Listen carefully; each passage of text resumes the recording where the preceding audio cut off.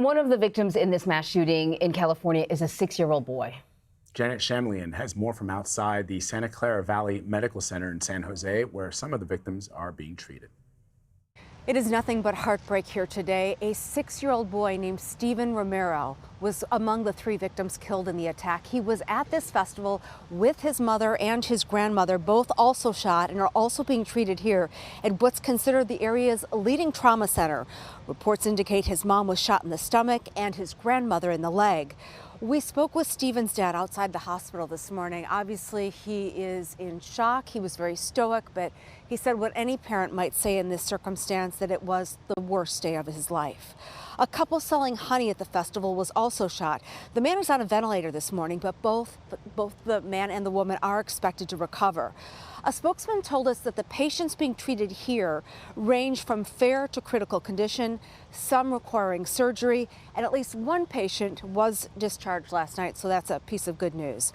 Other patients are being treated at a regional hospital in Gilroy and at Stanford's Medical Center in Palo Alto. They include a 12-year-old girl. Her name is Leslie, also a woman, Wendy Towner, and a man, Francisco Aguilar. Vlad and Marie. Janice, thank you. For more on this, let's bring in law enforcement analyst Dimitri Roberts. He's joining us on the phone. So, Dimitri, you're a former law enforcement officer. Based on what we know, multiple dead and wounded, what does that tell you about the suspected shooter and the police response? I read that at one point somebody said, "Why are you doing this?" And he said, "Because I'm angry." Mm-hmm. Well, first of all, what we can say about the police response is that it was extremely well. It was well coordinated, and thank goodness that there were officers on the scene that were able to respond very quickly to this incident, and that there weren't more further injuries and people dead as a result of this incident. So hats off to them. I think you hit the nail by saying somebody that's motivated is going to push their way into a situation to make it worse, no matter the circumstances. I think as we turn to solutions, we have to not just look at how we better arm our police officers with more tools and resources, but also how we do that with our communities as well. Yeah, I don't think you could ask more of the police officers that were there. They managed to take this guy down, according to police chief, in less than a minute. That was enough time for 15 people to be wounded and 3 others shot. So just speaking about, a motivated person. So here we have a guy who, according to the police, seems to have cut through a fence. This is a festival that had security. They were checking people's bags. There was one way in and out, basically. But he still managed to get in. And I got to wonder, is there any way to really protect these so-called soft targets? The whole idea of having an outdoor festival is so you can enjoy the lovely summer weather while it's still around. Well, Anne-Marie, I think it really is, and I think we have to stop thinking about it from what can we do in the moment to stop these things, and we have to really start thinking a little more strategically.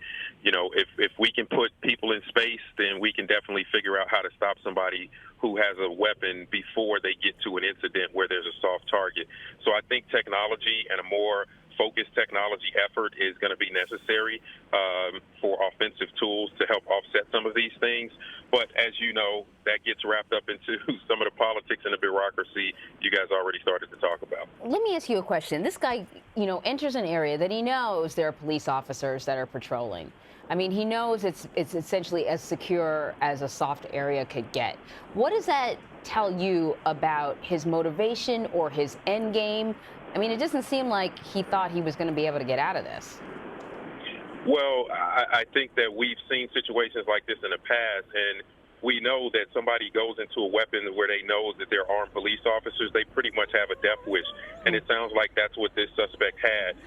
Unfortunately, I'm pretty sure that there were indicators about this person's mental health state, this suspect's mental health state beforehand, that probably law enforcement officers or even other community members could have probably had some intervention or intervened and got with this suspect beforehand and maybe have offset this very tragic situation. Dimitri, we know that we are hearing that there's a search on for a possible accomplice.